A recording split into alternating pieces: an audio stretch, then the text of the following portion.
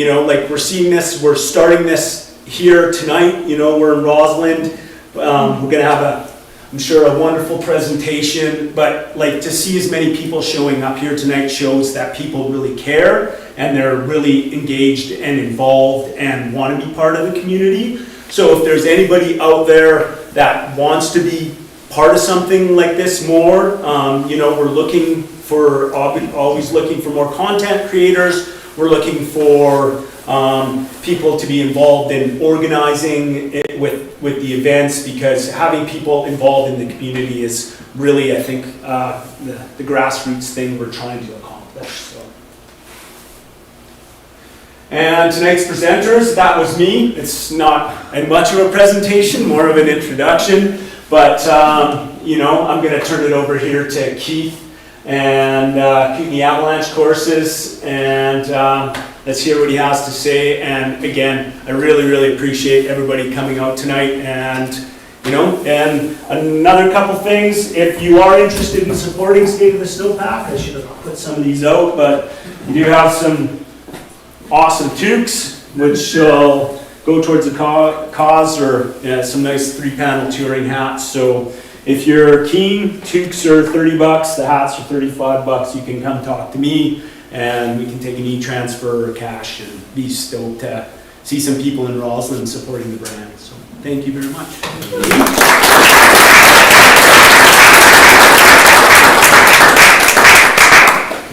Hey, how's it going, everybody?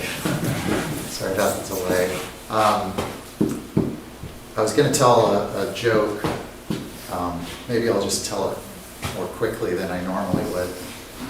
This guy is hunting ducks, and he's, you know, with all the conservation-minded things. This is just a story, so I'm too upset about this. It's a joke. Duck hunting, 2 days, hasn't gotten anything.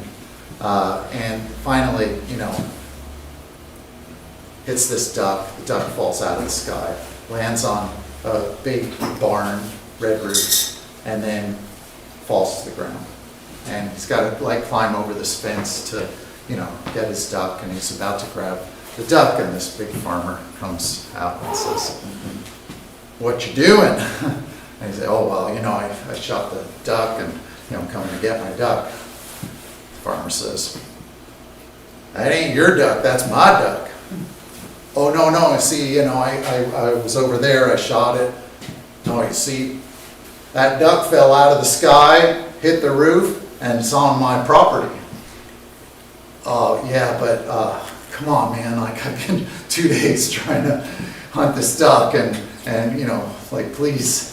And the farmer says, "Well, we can probably settle this country style."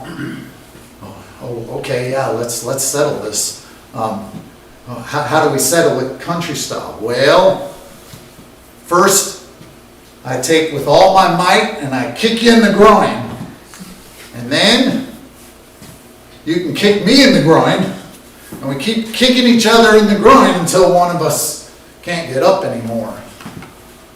Oh God! I don't know if this is worth it. It's been 2 days though. He drove, you know, like he's come from the city, and okay. Let's do it. Okay, here we go. Bam, just nails the guy, and he's just on the ground, and he's in so much pain for 25 minutes. And finally, he's able to stand up and says, "Okay, farmer, now it's my turn." Farmer says, "That's all right, you can have the duck." Okay. We redeemed ourselves. The technical difficulties. Let's hit the next slide. I'm a little worried that technical difficulties aren't over. Oh, here we go. That looks like a technical difficulty, but actually this is barely see it, but it's some surface hoar. How many people know what surface hoar is? Probably it's the same thing as dew. The summer version is dew, the winter version, we call it surface hoar. It's actually also called frost when it lands on your windshield and you gotta scrape it in the morning. But when it lands on a backcountry snowpack, it sometimes forms beautiful crystals that stand up in the snowpack. And this is a pit that we dug on an AST course back end of November. So it was before the big rain event. And so this was like, ooh, you know, this could be a real problem because these surface hoar layers are weak and they sort of hold the snowpack up until a certain critical point when they can collapse and start avalanches in steep terrain. So let's hit the next one. But then the big rain event happened and everyone was wondering, you know, how is this big rain event going to potentially impact that layer? And nobody knows actually for sure how it's going to play out, but we can talk about what we think. So in terms of the current snowpack, this is from the Rossland Range just a couple days ago. This is at 1,800 meters, and as you can see, it's a little thin. And so, yeah, so we're kind of waiting for more snow. Let's look at another slide. This one is from 1,900 meters on a north aspect, so it's a little more promising. It's in the Plumin Basin there. So, you know, as you can see, there's hope. The nice thing about the coverage issue is that big rainstorm that happened at the beginning of the month just really set a good base. Right? And in some ways, and I actually said this when the beginning of the season, when we heard it was going to be an El Nino year, and I remembered previous El Nino years, and sometimes if we get this kind of weather, a mix of rain and snow, it can set up an incredible base, and then as long as it keeps snowing, then we can get some really nice conditions where we've got the base, covers up a lot of the rocks and stumps, and then off we go. So that's what we're waiting for now. So this gives you a little bit of a representation. How many people feel like, oh, you know, I know what that is and I can sort of read it? Okay. But it's kind of cool. It's a graphical representation of the current snowpack in the Rossland Range. And I'll just describe to you because it's kind of interesting. These purple parts represent how dense the snow is. And so this is like really nice, fairly dry and pretty easy to put your hand in snow. We call it fist snow. This is like a little bit denser for finger. Now this is that crust layer. So this is the layer that was formed when the rains came. And it goes down to this which says K, which stands for knife. So it's like you have to use a knife to sort of get into it. And then below that is some snow that's a little less dense, and then a little bit better snow at the bottom. An ideal snowpack from a stability standpoint is one that starts with fairly less dense snow and gradually gets more dense as you go through the snowpack. And one of the ways you can tell what the snowpack is like, a lot of people use the handle end of their pole, and when you go out into the backcountry, you just push that down into the snow. And when it's what we call right side up, you just push and it goes in nice at the top, assuming there's some nice powder there, and then it gets gradually more and more dense such that it's more and more difficult to push your pole through. That's a right side up snowpack. And this one is actually pretty good. It's pretty close to right side up with the exception of that one crust layer. If you push the handle end of your pole into the snow and it starts getting dense and then it pops through, that's what we would call an upside down snowpack. And, you know, every snowpack is different, so I can't say that that's for sure gonna be a bad layer or cause, you know, avalanches. But in general, that's not what you want. You don't want that sort of upside down thing. So it's just kind of cool when you go out next time, check it out with your pole and push through. And as I said, if it just gets more and more dense, that's a good sign. You know, not that if you're gonna now go ski, you know, the steepest thing you can find. There's other things going on that may not be noticeable in that. It's not the only thing to test, but it's a good general rule. Okay. And this is the surface of the snow right now. And it looks like it's a whole nother potential weak layer called surface hoar. But this isn't surface hoar. This is just because we've been getting this crazy, misty, you know, sort of near zero temperatures that are fluctuating. And so there's just these wild crystals on top. I don't think they're going to be problematic, but you know, that's what will get covered with the next snowfall. So that's sort of where we're at in terms of the current snowpack. The good news, I was listening to Judson's presentation in Nelson, and he tried to, you know, make everyone feel better by saying that nobody really has it much better than this anyway. It's not like we're the only spot that has, you know, a slow start. Everywhere has a slow start. So, you know, even up around Revelstoke, even around Nelson, and even other places in the West. It's just been a slow start for everyone. Now, The western half of North America, really. yeah, the whole West, right? Somebody was talking to me about another year that we had a snowpack like this with a slow start, and then 2010-11, I think, and then actually once it did start snowing, it just never stopped all the way into May, and that was an incredible year.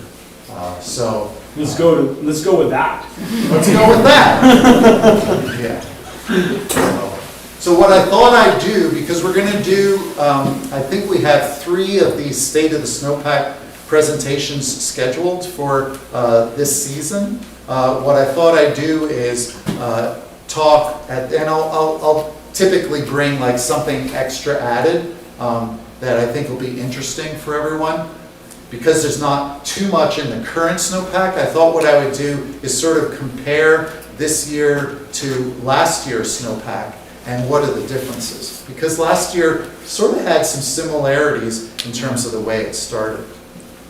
But before we go to there, and this is where hopefully technology is going to work for us, it might be useful to look at the current avalanche forecast.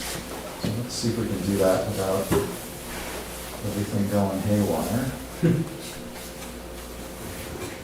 That be. Yeah. Throw me my glasses. Yeah,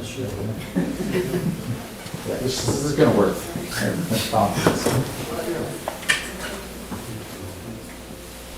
And that probably everyone knows it's avalanche.ca. And I always like looking at this overview of the map to get started. And you can sort of see probably who's getting snow. Can you tell by looking? Yeah, that red area. So there's a lot of people that, not a lot of people, but a few people have moved from Rossland to Terrace, because Rossland obviously. Oh, okay. Did you? No, one of our friends just One of your friends, right? Because, you know, Rossland's obviously grown, and I still love this place, and I think it's still amazing, and it's not like spoiled. But some people that are maybe hardcore or something think, okay, Rossland's too much for me now, so they go to Terrace, which is, you know, similar in a lot of ways. And Terrace has been getting it this year, and so that area has, you know, we just click on it. You can see, wow, you know, high danger, and I'm sure that it's because, you know, they're getting whew, 30 to 60 centimeters. Wait, this is probably a bad idea. 40 to 60 of new snow by midday Friday. Wow. Yeah, that's pretty amazing. And so, sorry, that was.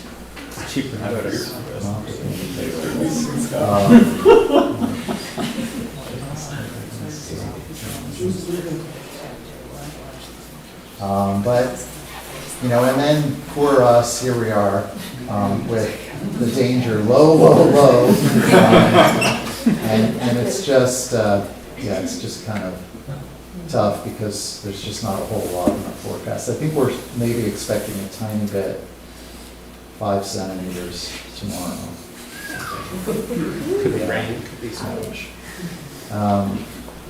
Freezing level is supposed to drop tomorrow night. Yeah, so just watch to see locally where the snow is. If it's you know, here with maybe 10 centimeters, things might be decent riding. Kootenai Pass, you know, maybe they'll get a little bit more.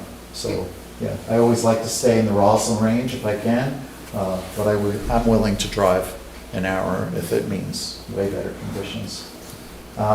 And hopefully people know what these blue dots are. They're called the Mountain Information Network. And it's a really cool way, similar to what Jason was talking about, that we can share information with each other. And so everyone is eligible to share information. Yeah, so this is, I know this guy is from Grand Forks. Yeah, they found good skiing above 2,000 meters in the Rossland Range on Tuesday. Yeah, so that might have changed by now, but yeah. So it's just really great because you can get that local information. It's also really interesting on here. You can pick up some of this data that's current from Strawberry Pass. And you can see here how, wow, okay, well, it's cooled off a little bit at Strawberry Pass, and temperatures hovering right around 0. And you can also see when we do get additional amounts of snow up there. So, yeah. Does anybody have any questions about, you know, how we get local information? Red Mountain is also, you know, a good place to go. They have webcams, so sometimes those pictures are useful. So let's go back to talking about what's different between this year and last year. So this is a picture from last year on, I think around December 9th. And last year had that same dry period in November. And there was a little bit of rain mixed in, not quite as much as what we got, but some early snow followed by cold, dry weather, which we kind of had too. The challenge last year was that it stayed really cold, and we got certainly a little more snow than we have now, but not a ton. Like a lot of our snow didn't come till later in the year. And so we sort of sat with like a meter, maybe a meter and a half, fairly cold, and the snow that formed in November got really sugary. We call it faceting, and it has to do with a process in the snowpack where the snow crystals under the right conditions bond really well. When there's lots of snow and actually warmer temperatures like we're having this year, so there's sort of a silver lining here, that promotes better bonding of the crystals. Whereas last year, I don't know if you remember, but December was quite cold, right? We had temperatures minus 20, even colder. And what that did was it made the lower part of the snowpack pretty sugary. And during that period of the dry weather, we had these crystals forming, the surface hoar, just like the frost on your windshield, forming that left us with a weak snowpack. And so that's where this avalanche was sliding on that layer. And it made things really tricky for pretty much the whole season. And so we'll talk about that a little bit more. Do you Let's know go how to the, bigify it again? oh, bigify it, right, yes.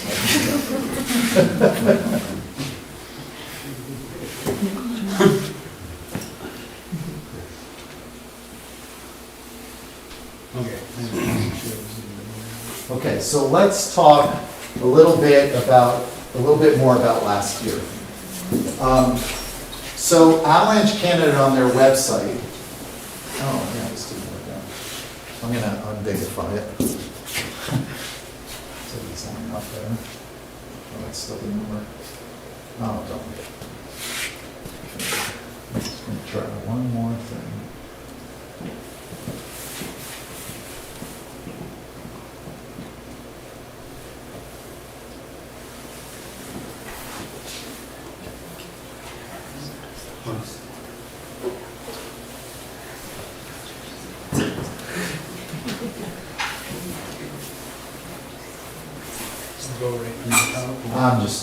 This is what I developed earlier, and I tried to get it onto their Google Slides, and it was just so much effort. And didn't really work. So let's do this, actually. I'm gonna show this video next, which went viral in the avalanche world, which I think meant 2,000 hits or something. That's a lot. This.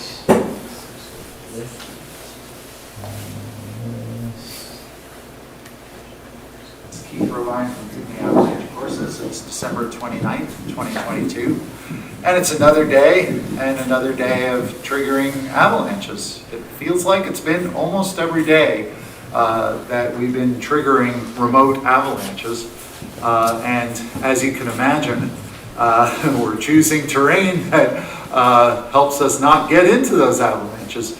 But it's interesting because sometimes we're choosing areas where the terrain is between 20 and 30 degrees, but we're next to terrain that's over 30 degrees. And so this is a good time, I guess, to be using inclinometers if you're not sure of what the difference is, because that's the difference between safe terrain and not safe terrain in the current conditions. You can see behind me that there's a size 2 avalanche, and the crazy thing about these avalanches is it's not even getting triggered when we're close to it. It's getting triggered when we're still like 50 to 100 meters away from it, and then it ends up like dominoes.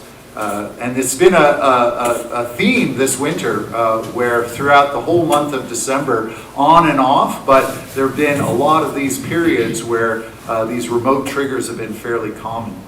So as you can see behind me, the terrain where it did slide is well over 30 degrees, and again, staying safe by choosing 20 to 30 degree terrain, which is great skiing and having a good time. That's it. Cool. Hey, this is Keith Robine again. This is part 2. We're just down here in the avalanche debris of that same avalanche. You can see the crown above us. And it goes a long way. It starts over there, all the way across 100 meters, including scrubbing some of the rock there for 25 centimeters under looking at big slopes. I guess this is part 3. And this is the big one. This is Smuggler's Bowl behind me here at outside of Kokanee Glacier Cabin. Kind of bread and butter skiing for a lot of the people that stay here, and it went. It went wall to wall, just like the other one that we were looking at. It went remotely. Nobody was really even close to the bowl when it went, but people have been skiing around here in more simple terrain, and somebody would have triggered that, and from, I don't know, maybe 250 meters away, and it triggered this bowl behind me that now has gone probably size 3, or maybe even bigger. When we add up all the numbers, it's almost a kilometer to the other side of the crown. So wall to wall, this bowl went, and it's just impressive to see. I've been working up here for 5 years, never seen anything like this. and skied here, you know, for 20 plus years. I know that probably this bowl has gone like this on occasion. It just hasn't gone like this in a while. So I can't remember a tricky snowpack like this for quite a few years now. I knew that some year we'd have a tricky snowpack again, and at least for right now, yeah, it's just remote triggers, not that many naturals, and so it can really catch people by surprise. And I think the Avalanche Bulletin is spot on with their forecasts, and a special public avalanche warning is duly worthy of consideration. Yeah, so these are the kinds of Hey, this is Keith Robine from these are the kinds of videos that people put out with the state of the snowpack. So it's like get you just the most recent information, and hopefully, you know, it's like these pictures and videos are worth thousands of words when you can see real avalanches, and you know, like I was kind of emotional talking in that video there. It was just so incredible to see, you know, that size avalanche, and that it was triggered from, you know, someone like 250 meters away. How was it triggered, Keith? Just you know, like we were riding in lower angle terrain. Obviously, we knew it was not a day to be riding in avalanche terrain. Yeah, what happens is where you're standing may sort of the extra weight, like the straw that breaks the camel's back sort of thing, will trigger a weak layer that in this case was down probably about 60 or 70 centimeters, and then it collapses under your feet, and then like dominoes, the weak layer moves under the snowpack 250 meters away, and then when it hits the steep terrain, because it doesn't start an avalanche in, you know, the terrain that we were at, because it was like 20 degrees, but when it got to the 30+ degree terrain, then it started the avalanche. I mean, holy cow, that's pretty incredible stuff when it's that dicey. And it's not always that dicey. As I said, you know, last year was the trickiest snowpack in a while. And as a matter of fact, I went and looked at some of the statistics. So I love saying to groups that the backcountry community is incredibly savvy around avalanches. And they've gotten more and more savvy over, you know, the last 20 years.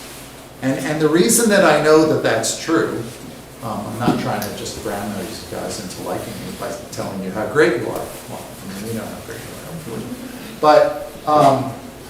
But when you look at the statistics, actually the 10-year average of fatalities has been gradually going down from an average of 15 people dying in Canada per year down to 10 up before last year.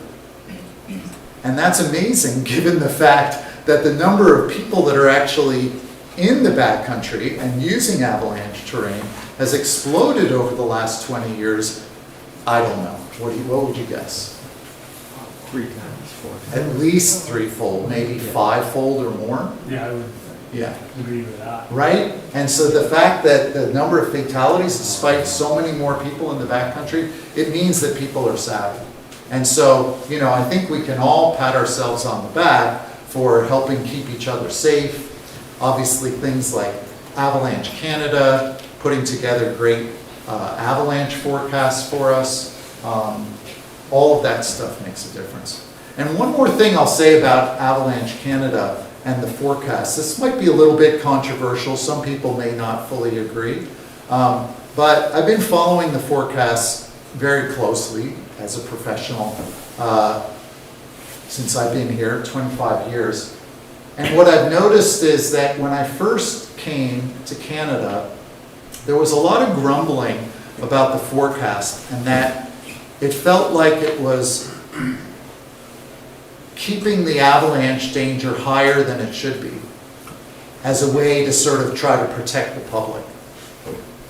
And And I listened to those arguments and I thought, yeah, maybe there's some truth to that. But I also thought, maybe that's an okay thing.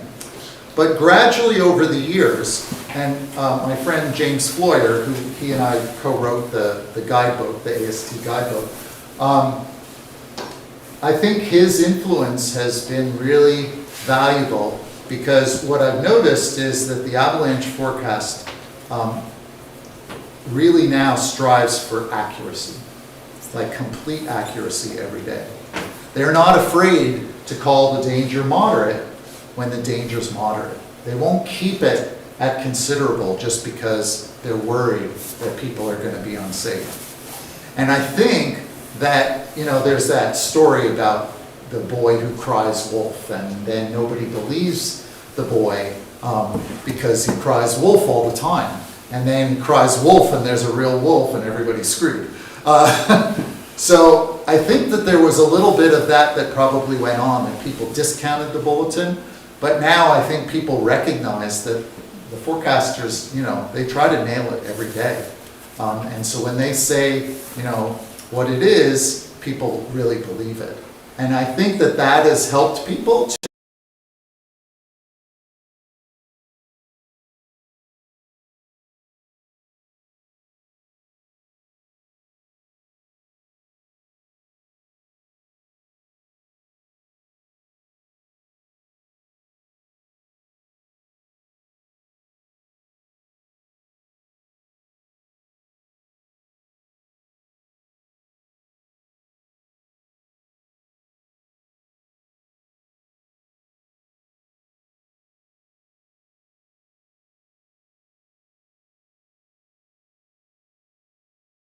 website, you can look up the historical incidents. And this one's from this year, by the way.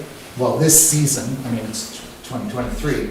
But this snow season was in November, and it was in the Rockies, where there was very little snow on the ground, but there was enough snow and wind, especially in the upper elevations above where they were doing their ice climbing, that the wind created, you know, a fairly decent sized wind slab, even though there was, you know, not much snow on the ground.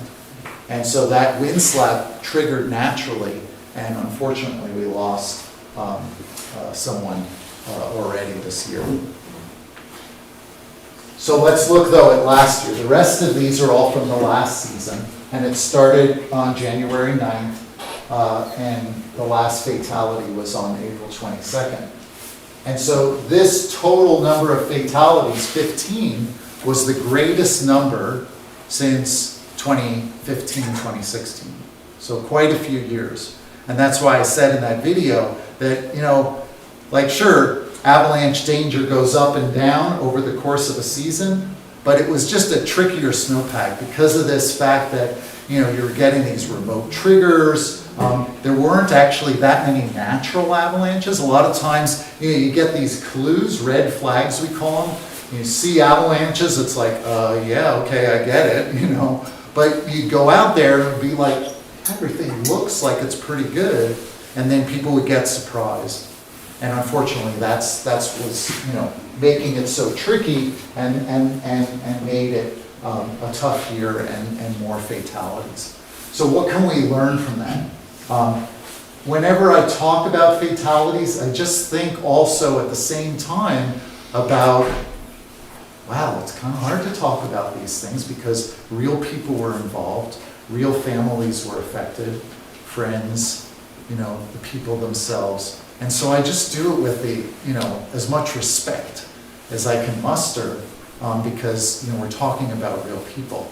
And at the same time, I trust that they want us to learn, you know, and there's nothing really more compelling than learning about, you know, where people went wrong and how they got tricked into thinking that things were better than they were. So let's just talk a little bit more about that. So these are the danger ratings on each of these avalanche accidents. And the numbers correspond with 1 is low danger, 2 is moderate danger, 3 is considerable danger, 4 is high danger, and 5 is extreme danger. How many people died in high danger last year? No one. No one died in high danger. And this is kind of an interesting thing that we've been, kind of talking about a lot in avalanche education. Low danger is pretty easy to manage the risk because it's low danger. And not many people die in low danger. You can see here there was some low danger, but it was like below tree line. And people weren't dying there. They were dying up at the alpine or in the tree line elevations. So the 3 numbers represent alpine. That's the first number. So that's the highest elevation. In the Rossland range, where do we have alpine? Old Glory. Yeah, we have our little piece of alpine heaven in the Rossland range. Old Glory is an amazing place. And incredible alpine terrain. It's just the only place in the Rossland range that has that kind of alpine elevation. But it's actually higher than anything at Kootenai Pass. And I think, I don't know where it compares to Whitewater. Top Weimer Peak is 2380. Well, same exact thing, there you go. So it's comparable with that. And tree line elevation, what's tree line in general? Where's the good skiing in the Rossland range? It's the tops of most of our mountains, right? The top part of Granite, the top part of Kirkup, the top part of Roberts. As you get down into the lowest elevations, there's some good exits, but generally the forest is pretty thick. But up in the higher elevations of most of our mountains, that's where the tree line is, where the trees are spread out a little more. So that's where all our good skiing is. Okay, so let's go back to this. So as you can see here, this was a tricky snowpack because all of these fatalities happened in moderate and considerable danger. And so that's what I was saying, it's easy to manage the risk if you go out in low danger because things are pretty safe. It's actually pretty easy to manage the risk in high danger because most people are like, it's high danger. We're not going into avalanche terrain today. We're going into our, back pocket terrain. That's what I like to call it. It's always there in your back pocket. The places that you can ride any day of the winter, right? Places like the southeast side of Cut Block Peak, one of the more popular areas in the Rossland range. Simple terrain. Pretty much everything there is well under 30 degrees, and you can ride it at any time and not worry about avalanches. So high danger in some ways, even though it sounds scary, is easier to manage because we just know that it's, we got to avoid avalanche, right? The challenge comes in the moderate and the considerable danger because that's where it's like, well, maybe, maybe I'll ride in avalanche terrain. And then we have to be really mindful of where are we going to go and what do we pay attention to if we're riding in moderate and considerable danger. And that's where, we really focus in avalanche education, particularly in like an AST2 course. AST1 is like part 1 of the AST program and we provide the foundation. But in the AST2, that's where we, really get into how do we manage things like moderate and considerable danger, especially in a year like last year, where the answer to the question is, how do we manage our risk in moderate and considerable danger? Anybody want to guess? Not that they've heard it from me. Terrain. Terrain is always the answer. Okay, so let's give that its due course. There was an Austrian guy that was asked, what's important in avalanche terrain? There are 3 things important. 3: terrain, terrain, and terrain.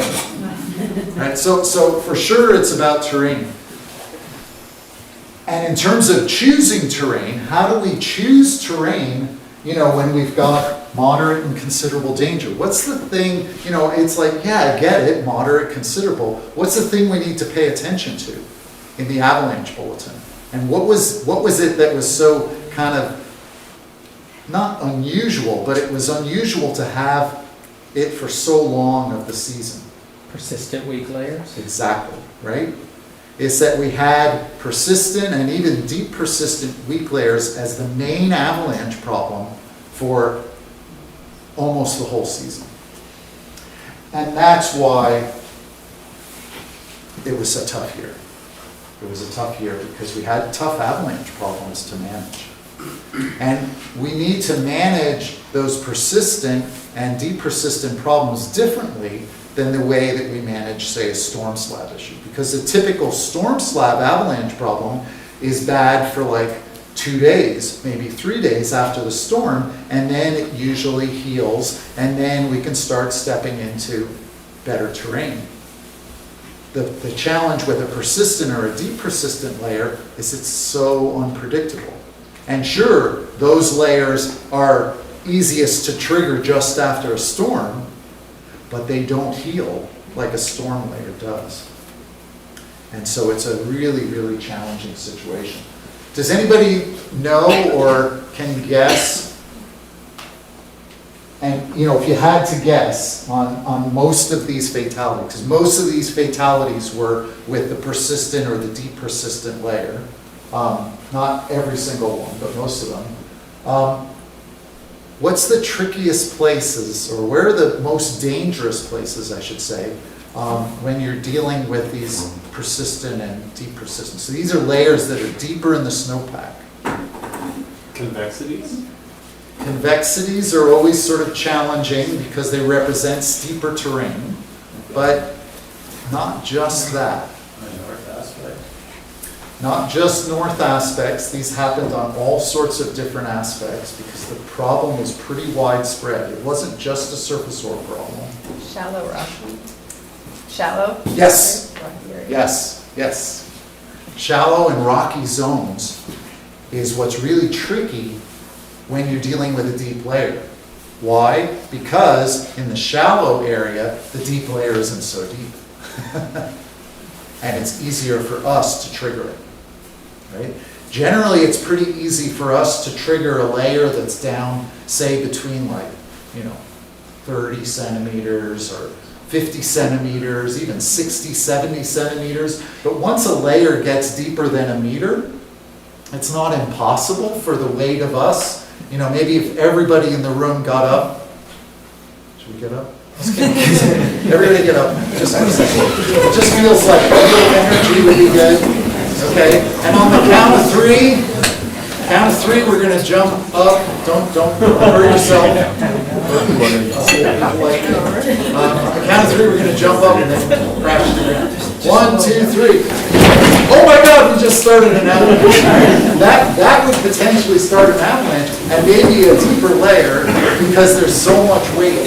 But typically, I've never done that. Typically, the weight of one skier or two skiers isn't enough to trigger these layers that are down like over a meter. But in the areas of the snowpack that are shallow, right, rocky areas, then that really challenging layer isn't so deep, and that's where we end up triggering. And like dominoes, it spreads out over the whole slope, not just right underneath your feet. And so then the part of the slope where the layer is down 1.5 meters or 2 meters, it comes down with everything else. And you've got a really big avalanche and a really big problem. So this year, State of the Snowpack, our hope, feel free to chime in, because it all depends on the weather, right? We're all wondering what's going to happen, but it really depends on what happens from here going forward. If it gets cold, if it stays dry, then the snowpack's going to turn to crap again, right? Just like it did last year. Because that's generally not a very good thing for a snowpack.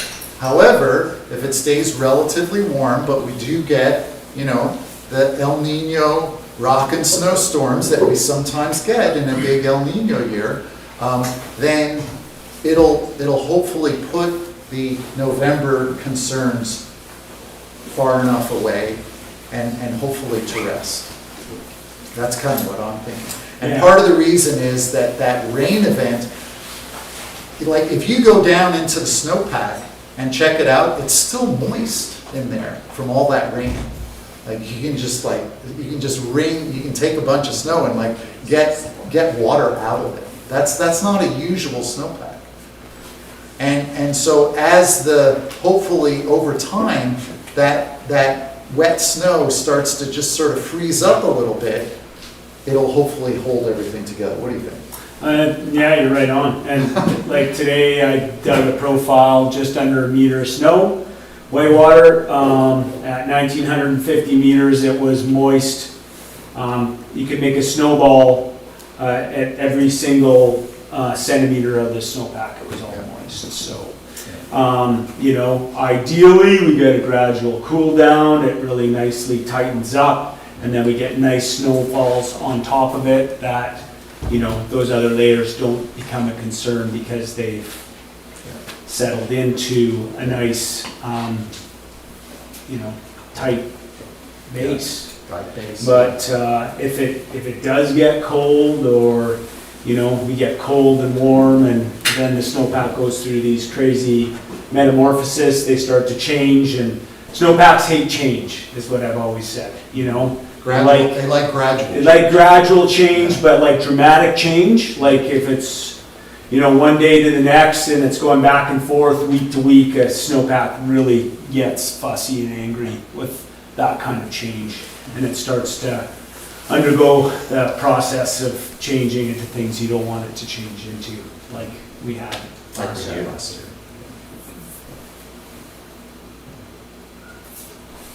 Yeah. What else should we talk about? I think it's worth talking about this column here. Oh my God.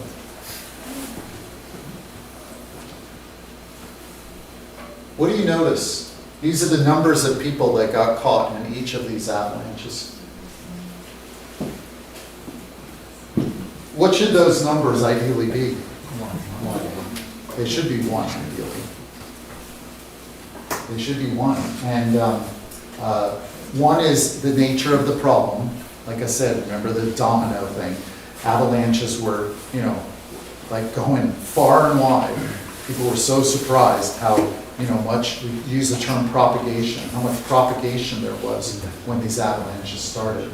And they were catching, you know, in many cases, the entire group or a good portion of it. Is that because when the second person started skiing, they're the ones who triggered it? The first one compressed it, but the second one triggered it. Yeah, that's the other thing that's so tricky about these persistent and depersistent issues, is that they don't go when we think they should go. If you're dealing with a shallower slab issue, say like in a storm slab or even in a wind slab sometimes, if it's not too deep, you know, typically if it's going to get triggered, it'll get triggered by the first rider in the group. But the challenge with these persistent ones is they're just like so deep, and they're just waiting for, I don't know, it seems like they have a mind of their own, and probably someone has to hit the sweet spot of the slope to trigger the big avalanche. And so it's just, yeah, people are catching off guard. They're often part way down the slope rather than triggering it right at the top. And of course, that's a worser scenario than if you triggered it right at the top. You've got a whole bunch of avalanche debris behind you coming down on top of you. So I think, you know, again, with the utmost of respect, you know, we're all out there trying to manage our risk. It's a really good reminder about being super vigilant in terms of the way that we travel in avalanche terrain. Right? So what are the things that are kind of the golden rules of traveling when you're exposing people in avalanche terrain? One at a time. Sorry, did somebody say one at a time? One at a time. Oh, thank you. My assistant instructor. Yeah, one at a time is really important. Anything else? It's okay. School bus spacing? yeah, just, that appropriate spacing, knowing when's the right time to enter the slope. Generally I like to just have one person on an avalanche slope at a time, and the other person's in a relatively safe spot. While then the next person goes, and then get to a relatively safe spot. Even if it's, even if you're skiing, say, steep trees with big openings, a lot of these avalanches were in the trees last year. If you can stop, even if there's not like, okay, I don't see like the safe spot on this slope, right? It's just beautiful gladed tree skiing. At least stop so that not both of you are riding at the same time. Because if both of you are riding, you're both going to get swept. But if one person stops, say on the uphill side of a tree that they could hold on to, then they've got a really good shot of holding on to that tree if the other person gets in an avalanche. Because as you can see here, it's a really tough situation when multiple people are involved. Even if they don't end up getting fully buried, they may not be able to, extract themselves quick enough to then respond to the person that has gotten fully buried. And so these were just super challenging avalanches last year. Is mechanized cat skin? What's mechanized skin? Yes, so there was, and just to show, again, with all respect, how tricky the snowpack was, it wasn't just recreational skiers that were getting caught, it was professionals as well. Heli skiing or cat skiing? Heli skiing and cat skiing is mechanized. Yeah, and I mean, again, I'm not trying to hypothesize, but I think the fact that we had a number of years where the snowpack was fairly predictable in terms of the problems, the kind of problems where there's a big storm, it's going to be, sort of a little sketchy for 2-3 days afterward, and then it's going to improve.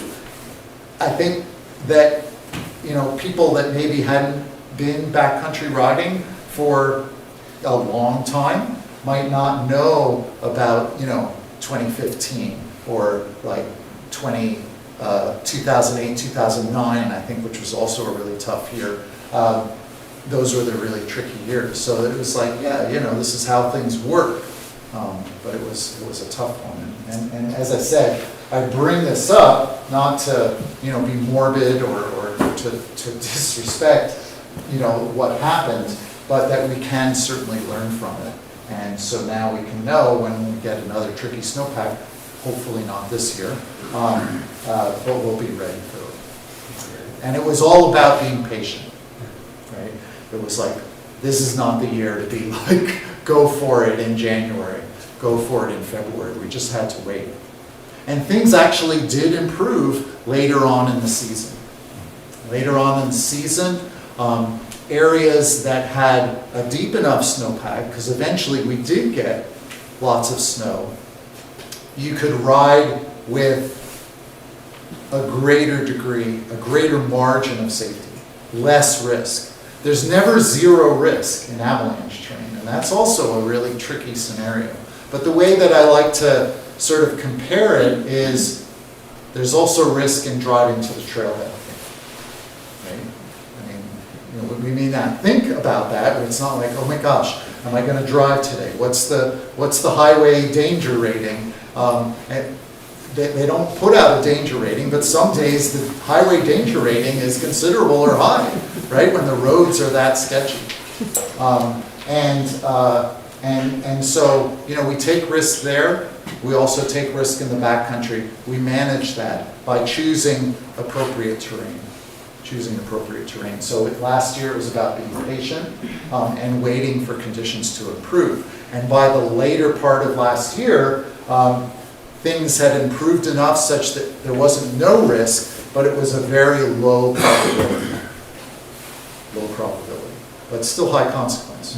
So then you still have to make decisions. And I don't know if I'm going to get in trouble, but I'm going to show another video that shows me skiing. And I just add one thing before you go there, but I think one thing for all of us to kind of take note of, given that last slide, is that given the nature, and that's what I've seen, and I'm curious to hear your thoughts on this too, given the nature of our changing climate and winters, I think we're starting to get into more of these tricky style snowpack winters, because we're getting dramatic weather events, we're getting cold for extended periods of time, wind events have become, like I'm seeing such a change in dramatic wind events, snowfall, warming starts, and when that happens, the layers that build, it inherently becomes a lot harder to forecast for what's happening. So to be paying attention, I think now more than ever as these things start to change is really, really important, because these might have been 1 in 20, 1 in 10 year cycles, but it seems like now it's starting to kind of speed up and get, the frequency is increasing, and I wish it wasn't, but that's kind of what I'm noticing, so, yeah.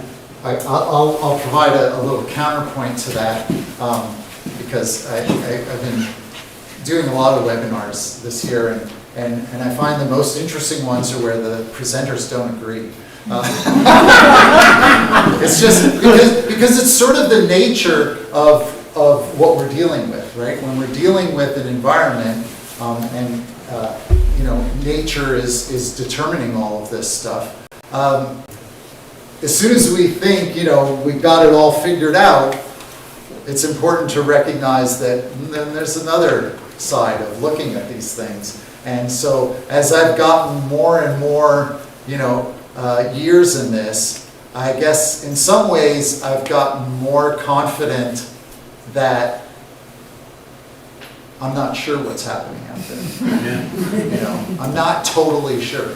I mean, I can guess, but I'm not totally sure. And I think in a lot of ways, even though that sounds like, less confidence, in some ways it's just giving me confidence to really acknowledge that I'm never 100% sure. And that really what I'm doing is I'm managing my risk by choosing terrain based on all of this stuff that you see on this slide. Looking at the forecast and using good travel habits, and then once I get out there, verifying, what's happening with the snow, what's happening with the sun compared to the avalanche bulletin.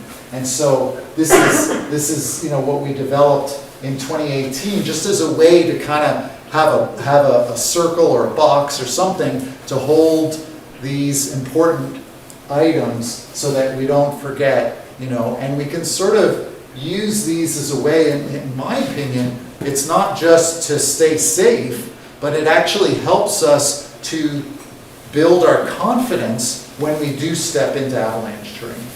When I step into avalanche terrain, I have more confidence now than I did 20 years ago, because I have tools that help make me realize that, okay, the risk right now is low enough that I can step into this kind of terrain. And I think that's the cool thing about avalanche education. It's not just about staying safe. It actually, for those people that like skiing in steep terrain, it builds your skills so that you know when to do it. So let's look at both sides of that. But in terms of, tricky snowpacks, I don't know. Yeah. I don't know what climate change is going to do to that. Yeah. For sure, extreme weather is tough, but we'll see. So far it hasn't even given us a snowpack. And this tool, how many people have seen this tool? Okay, most good. Yeah, I mean, this is the foundation of how do you do what we've been talking about for the last hour. How do you choose the right terrain? Based on the risk. It just comes down to this. It's looking at the danger, and then, if it's considerable danger, knowing that your, back pocket, simple terrain is good to go probably. Use normal caution. That challenging terrain, those places that have a mix of avalanche and non-avalanche terrain, is yellow, and yellow is sort of like you have to be really choosy That's where, you know, you want to use your more advanced skills, your AST2 skills, to really analyze slopes and think about consequences before you choose, you know, which one you're going to ride. And then complex terrain goes into the red. You know, it's not the day in considerable danger to be stepping into really big terrain, complex terrain, size 3 avalanche potential, that sort of thing. And so, yeah, so this is where, this is how you do it. And like I said, this has been able to give me that sort of confidence to be able to do something like, you know, this is end of March. So let's see if this works. Hey, this is Keith Robine from the Avalanche. It's March 28th, 2023, and yeah, the last time. Hey, this is Keith Robine from the Avalanche.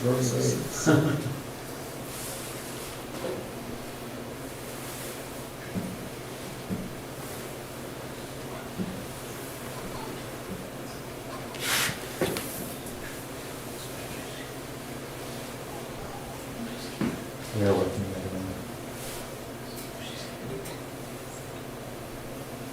Just hit the wrong button. Okay. Thank you. Just keep moving now.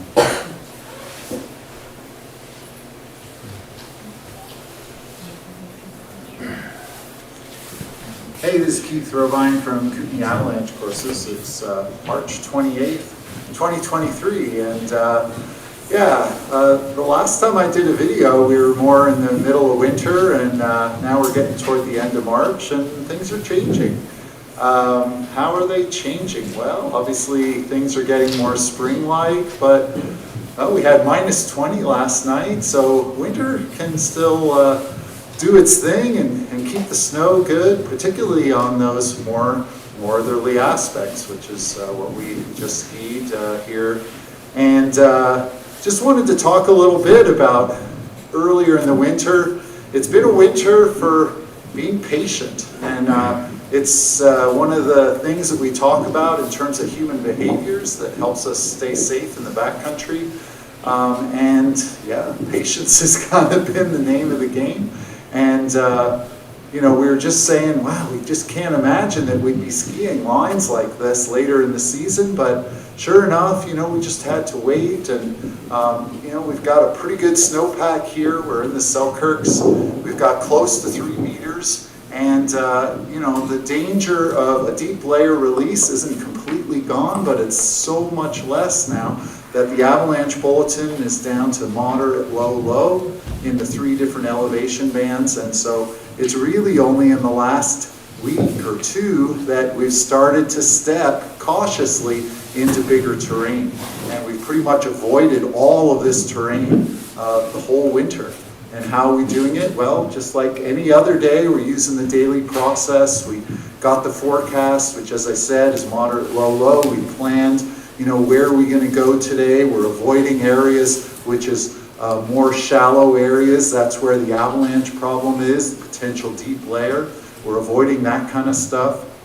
We got the right gear. We're verifying conditions by, you know, having the visibility of a day like this to do this kind of a tour. You want to be able to see, you want to be able to notice, you know, do I see signs of other avalanches? And that's been a green light check for us today. You know, we're using good travel habits, spreading out where appropriate, and picking slopes where we feel like we can, you know, obviously step into bigger terrain, but also think about where's our escapes, where's the high ground. And right now we're up on a little bit of a high ground feature. Not totally safe, but safer than if we were down in the gully. So yeah, hopefully that's helpful to be thinking about how the snowpack changes over a season. It's been a challenging year, but also a good year. There's been lots of great powder, and I don't know, we had 7 overnight, 20 over the last few days, minus 20 last night.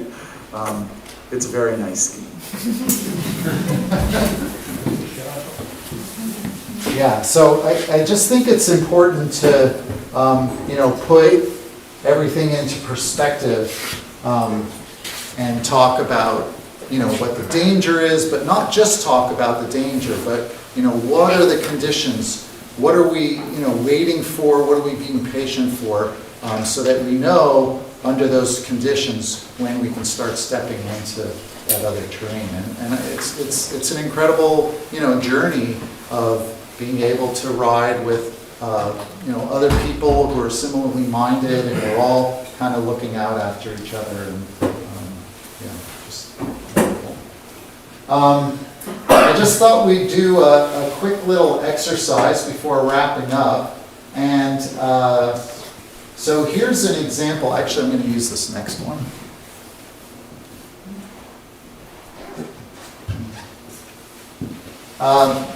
So here's an example of, potentially a challenging situation of considerable danger. In this case, we're talking about storm slabs. And so here's the trip planner to help you if you're remembering how you choose the right terrain for the conditions under considerable danger. And there's a couple options here. Plan A is to ski this line here. And then plan B is to ride this terrain here. And for those of you that want a plan C would be to go to a different location than this that basically has all simple terrain. And obviously, like I said, that kind of back pocket terrain you could ride any day of the winter. And so plan C would be a good backup plan if you didn't like something about what was happening on this day. However, if the conditions were similar to what the avalanche forecasters were predicting in terms of overnight snow, in terms of temperature, in terms of wind, just take a look at this and think about, what would I feel comfortable riding? And as I said, you can use this as a guide. So here's considerable danger. And what would I feel comfortable riding? And we'll do a little poll. And you can vote for as many of these as you want. Okay, so how many people would feel comfortable riding the Plan C, which isn't up here, but would be a nice, simple terrain area? Yeah, nice. Okay. How many people would feel comfortable riding Plan B? Some. Let's talk about Plan B for a second. Some people get intimidated by this ridge, but I just want to point out the slope angle on that ridge is not super steep. And the other thing is that it's high ground. Right? So when we're playing the avalanche game, high ground is often where we try to go, because it keeps us safe from avalanches above us. There's nothing above you here that you're likely to get triggered. And so Plan B is pretty nice. And then, there's a little bit of concern right here probably. That's a steep slope, but it's fairly small. And again, you'd want to have a strong group of riders with you, people with all the right equipment and, well practiced in their companion rescue skills. But then, you get up on a little bit of a knoll here, safe spot, so you can ski through here one at a time.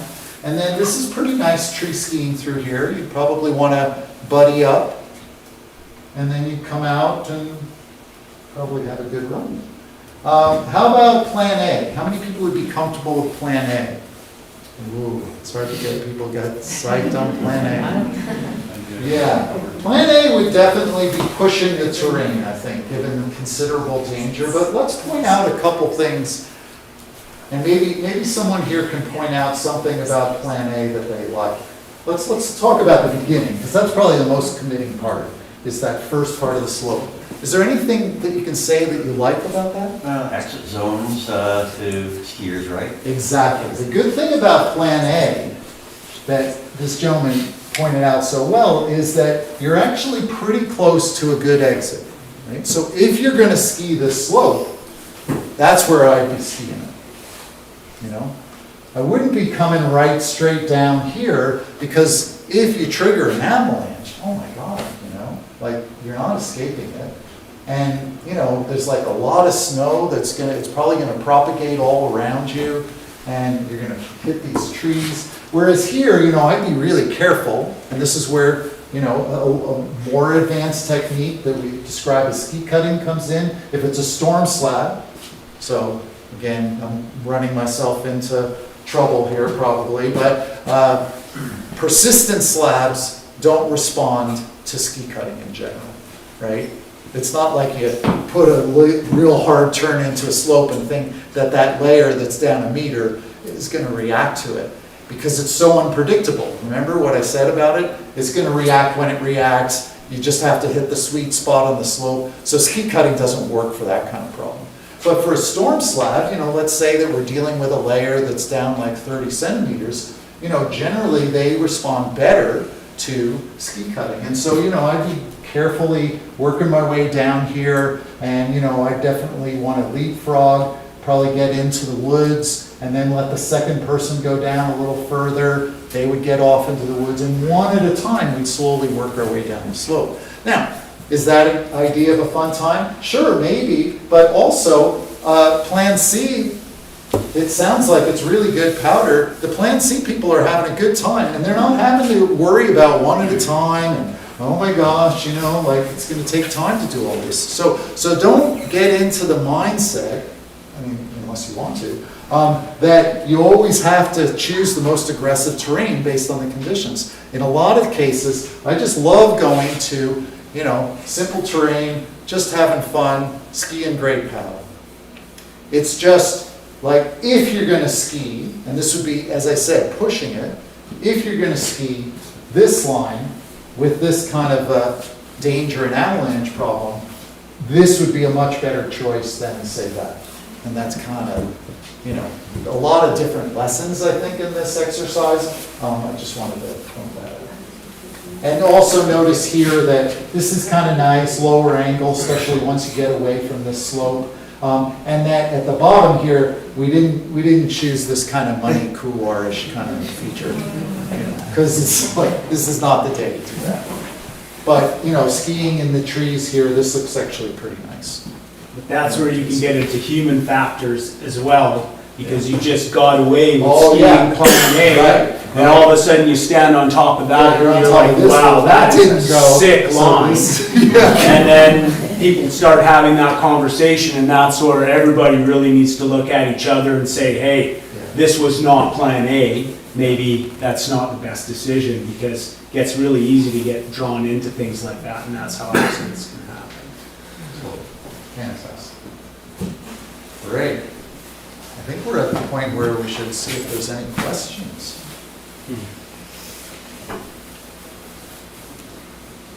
Nobody wants to start.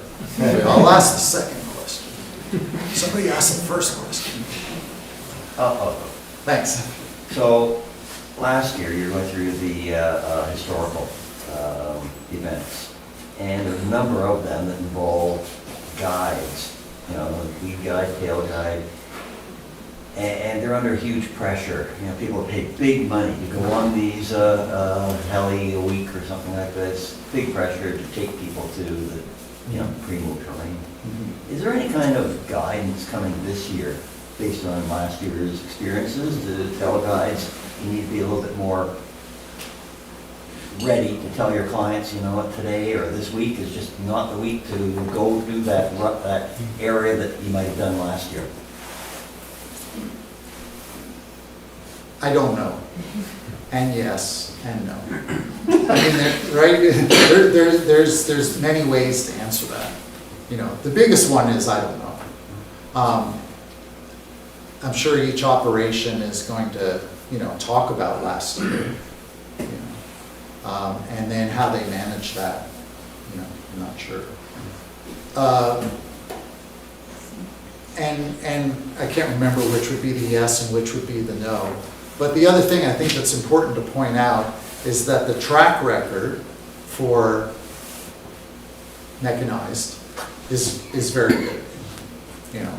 And generally, you know, if people are driving or flying or whatever to get to their, you know, destination thing, they're probably more likely, you know, have trouble in their travel plans than in, using that particular company.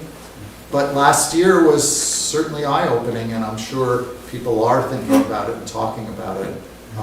It was a tricky snowpack, and they got caught in several situations.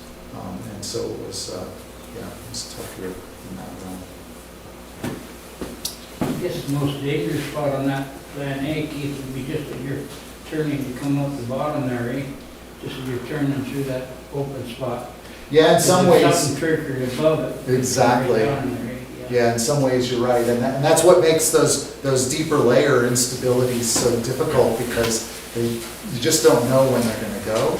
And a storm slab is a little bit easier to manage, because usually if it's going to go at the beginning of the slope. I mean, that's what we hope. That's what we hope, and that's the general trend of these things. So again, it's always weighing the odds of, how much risk is there before we make these decisions. Keith, I'm just curious, the dates of the bridge, like on Smugglers, that one huge, Yeah, that was, December 29th. well, that's what I thought you said. And what about the other, there was another one, like earlier than that? Like, Yeah, that picture was December 9th. Okay. Yeah, so it was like, we weren't seeing any problems leading up to December 9th, and then because we knew there was a bad layer, but sometimes it takes time for the snow to build up enough, especially because it was cold. So it was just dry powder on top of a weak layer is often not an issue. And it takes like a number of storms to sort of condense the layer into what's cohesive enough to be a slab. So then we have a cohesive layer that can move as a unit. Whereas if it's just dry powder over a weak layer, it typically doesn't avalanche. It needs like more time to consolidate. So it's really weird, right? And so challenging. It's like, okay, well that weak layer is buried now, let's see if it reacts. Often you have to wait until there's like 30 or even 50 centimeters before it starts to react. So it's like kind of a waiting game. And then, we're just kind of going to see what happens. And then is it going to turn into a problem layer or not? It's fascinating stuff. The good news in all of that, right, is that we don't all have to be the most experienced snow scientists to figure it out. That's what the avalanche forecast is for. Because they're gathering data from, if you're out there doing snow science and you enter a MIN, Mountain Information Network, the forecasters are looking at that. They're like, oh, cool, more MINs, so more information for them to pool all the information, and that's how they come up with such a good forecast. Because they got a lot of information, all the mechanized and Ministry of Highway and Whitewater, and everybody's giving them information. So they have so much to work with, and that's why they can come up with a pretty darn accurate forecast. Mm-hmm. So we don't have to all, be the best snow scientists to figure this out. We look at the bulletin, that's how we use everybody's expertise is what helps keep us safe. It's a very cool thing, and I don't know, if there's any really system like this in other areas of the world, that have it to this degree of organization. It's very highly respected amongst our peers in other places. Yeah. When is the next State of the Snowpack for Rossland? When is the next one? Is it end of January? I think it's the end of January. I know Nelson has January 11th, but I don't know if we were staging them close together or not. No, they were kind of based on my schedule's availability. Okay. But yeah, I think I'll It's be back probably here on around the the end website. of January. And hopefully we'll have lots to talk about. Lots I of thought that's snow. what you were going to tell us Lots tonight. of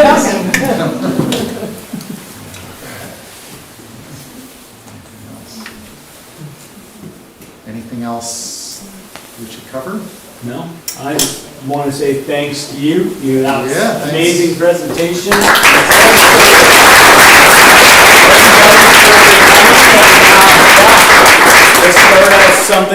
really, really cool here in Rossland, and thanks, Keith Robine. Thanks for All right, well, thank you, everybody, and what a wonderful presentation. Let's do one more round of applause.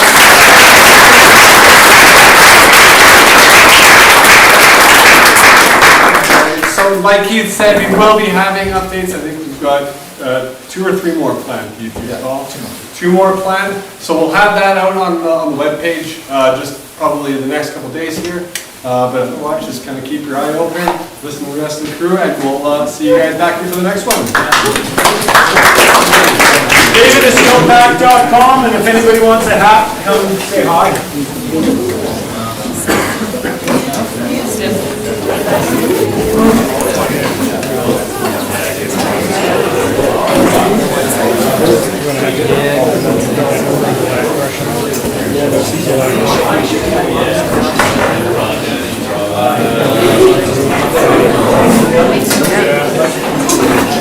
Yeah.